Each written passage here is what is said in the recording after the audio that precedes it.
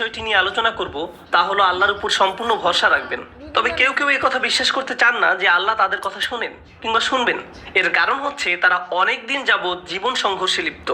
এক সময় তাদের ধারণা হয়ে যায় আল্লাহ তাদের কথা শুনছেন না, তাদের চিন্তা করেন না, তাই তারা আল্লাহর কাছে দোয়া করছেন না, অনীহা প্রকাশ করছেন। প্রথমত এই কথা মনের ভিতরে গেঁথে ফেলুন যে আপনি আল্লাহর কাছে সবচেয়ে বড় পুরস্কার পাবেন। জানেন কি পুরস্কারটি কি? ক্ষমা। এই পুরস্কারের মর্ম বুঝেন বা না বুঝেন, আল্লাহর কাছ থেকে ক্ষমা পাওয়া অনেক বড় পুরস্কার।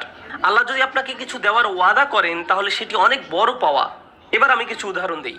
ধরুন আমার সন্তানদের মধ্যে একজন সন্তানের কোনো একটি কাজের জন্য আমি অত্যন্ত নারাজ হয়েছি। সে যে কাজটি করেছে তা ভুল কাজ। আমি রেগে গিয়ে তাকে বকাঝকা করতে লাগলাম, এই কাজটি তোমার করা উচিত হয়নি, তুমি এভাবে বলতে পারো না, আমার বিশ্বাস হচ্ছে না তুমি এই কাজটি করছো, ইত্যাদি ইত্যাদি। বকা খাওয়ার পর ছেলে তার রুমের দিকে গেল কাঁদতে কাঁদতে। ঘরে বসে সে আমার জন্য সুন্দর একটি কার্ড বানালো আর লিখলো, আব্বা আমি তোমাকে ভালোবাসি। বানানোর পর কি মনে হয় কার্ডটি কি সে আমাকে দিয়েছে? না, সে কার্ডটি দুমড়ে মুচড়ে ডাস্টবিনে ফেলে দিতে চায়। এ সময় তার আরেক ভাই দেখে ফেলে আর তাকে জিজ্ঞাসা করে, কার্ডটি তুমি আব্বাকে দাওনি কেন, ফেলে দিচ্ছ কেন?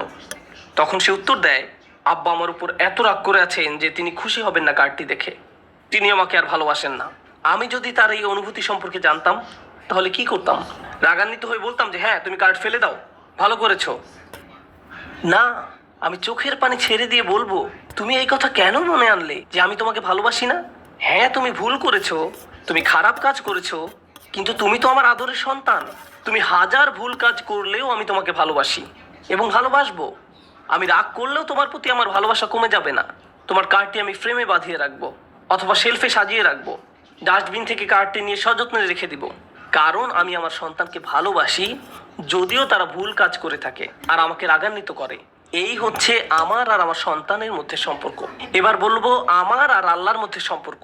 আমিও তো আল্লাহর কোনো কাজ ঠিক মতো করি না, তালগোল পাকিয়ে ফেলি। এতে আল্লাহ রাগান্বিত হন, কিন্তু তিনি কখনো আমাকে বকাঝকা করেননি, আমাকে আকস্মিক বজ্রপাত দিয়ে শাস্তি দেননি। তিনি তো আমাকে দোজখের আগুনে ছুঁড়ে ফেলে দেননি, আমার হার্টবিট বন্ধ করে দেননি। আমি যখন মিথ্যা বলছি কখনোই আমাকে শাস্তিস্বরূপ জবান বন্ধ করে দেননি। আমি যখন হাত দিয়ে হারাম কিছু খেয়েছি আল্লাহ আমার হাত অচল করে দেননি। আমি যখন চোখ দিয়ে হারাম কিছু দেখছি আল্লাহ আমাকে অন্ধ করে দেননি। আল্লাহ ক্রমাগত তার রহমত দিয়েই যাচ্ছেন, আর আমি রহমত পাওয়ার পরও বলে যাচ্ছি আল্লাহ আমাকে আর ভালোবাসেন না। তিনি আমাকে ভালোবাসতেন, কিন্তু এখন যেহেতু আমি খারাপ হয়ে গিয়েছি ভালোবাসাটা আর নেই, তাই আল্লাহর কাছে দোয়া করার কোনো কারণ খুঁজে পাচ্ছি না। মনে রাখবেন আল্লাহর মতো কেউ আপনাকে ভালোবাসবে না। আপনার সন্তানের প্রতি ভালোবাসার অংশ, সন্তান আর বাবা মার প্রতি ভালোবাসার অংশ হলো আল্লাহ প্রদত্ত ভালোবাসার কিঞ্চিত অংশ, যা আমাদের হৃদয়ে আল্লাহ ভরে দিয়েছেন। আপনি কাউকে ভালোবাসা প্রদর্শন করতে পারেন না, আপনার সন্তানের প্রতি ভালোবাসার বহিঃপ্রকাশ আল্লাহর কারণেই হয়েছে। এটি আল্লাহর পুরস্কার। চিন্তা করুন, যদি আল্লাহর দুইটি সৃষ্টির মধ্যে ভালোবাসার পরিমাণের ব্যাপকতা এত অল্পের মধ্যেও এত বেশি হয়, তাহলে আল্লাহর ভালোবাসার ব্যাপকতা কত বড় আর কত গভীর। এই ব্যাপারে কারো মন্তব্য শুনবেন না। যারা এটা দৃঢ় বিশ্বাস করে আল্লাহ আর তাকে ভালোবাসেন না, এক্ষেত্রে ইন্ধনদাতা হচ্ছে শয়তান। শয়তান এই কথাটি বিশ্বাস করে। শয়তান আল্লাহর কাছে ক্ষমা চায় না, কারণ সে তার শাস্তি মাথা পেতে নিয়েছে। আপনি যদি আপনার জন্য মেনে নেন, তাহলে আপনি কার পদাঙ্ক অনুসরণ করছেন সেটা একবার চিন্তা করে দেখুন। আদম আলাইহিসসালাম জান্নাতে ছিলেন, জান্নাতের মতো আরামদায়ক স্থান আর কি কোথাও আছে? তিনি যখন ভুল করে ফেললেন আল্লাহ তাকে শাস্তিস্বরূপ পৃথিবীতে পাঠিয়ে দিলেন। তিনি যদি বিশ্বাস করতেন যে আমাকে এত বড় শাস্তি দেওয়া হলো, আল্লাহ আমার উপর এত নারাজ যে পৃথিবীতেই পাঠিয়ে দিয়েছেন, আমি আল্লাহর সাথে আর কোন মুখে কথা বলবো? আমি তো আল্লাহকে অনেক নিরাশ করেছি। কিন্তু না, আল্লাহ তাকে তার বিশ্বাস দৃঢ় করার জন্য একটি খাস দোয়া শিখিয়ে দিয়েছেন।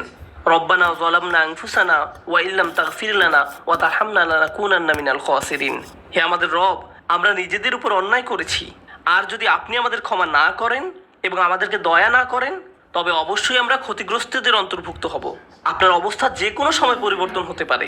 আপনি অতি উত্তম অবস্থা হতে খারাপ অবস্থানে আসতে পারেন। আপনারাই বলুন, জান্নাত আর দুনিয়ার সাথে কি কোনো দিক থেকে তুলনা করা সম্ভব? আদম আলাইহিসসালাম দুনিয়াতে আসার পরও আল্লাহর খুব সন্নিকটে ছিলেন, কারণ তিনি আল্লাহর কাছে সব সময় দোয়ায় লিপ্ত ছিলেন। দোয়ার উপর কখনোই বিশ্বাস হারাবেন না। সামনের মাসের জন্য এখন থেকেই প্রস্তুতি নেন, কিভাবে কোন সময় আল্লাহর কাছে ধর্ণা দিবেন, শুধু এই বিশ্বাস নিয়ে যে আল্লাহ আপনার কথা শুনছেন। আল্লাহ নিজেই বলছেন, উজিবু দাওয়াতাদ দাঈ ইযা দাআন। আমি আহ্বানকারী ডাকে সাড়া দেই যখন সে আমাকে ডাকে। এটা আল্লাহর ওয়াদা। আপনি যখন দোয়া করবেন আপনার প্রথম দোয়া হওয়া উচিত আল্লাহর কাছে ক্ষমা প্রার্থনা। এমন উদাহরণও আছে যে একটি জাতির চরম পাপ কাজে নিমজ্জিত এবং সেই জাতির ধ্বংস করে দেওয়া অনিবার্য সত্ত্বেও আল্লাহ সেই জাতিকে ধ্বংস করছেন না, কারণ সেই জাতির মধ্যে এখনো কিছু লোক আছে যারা প্রতিদিন আল্লাহর কাছে ক্ষমা প্রার্থনা করছে।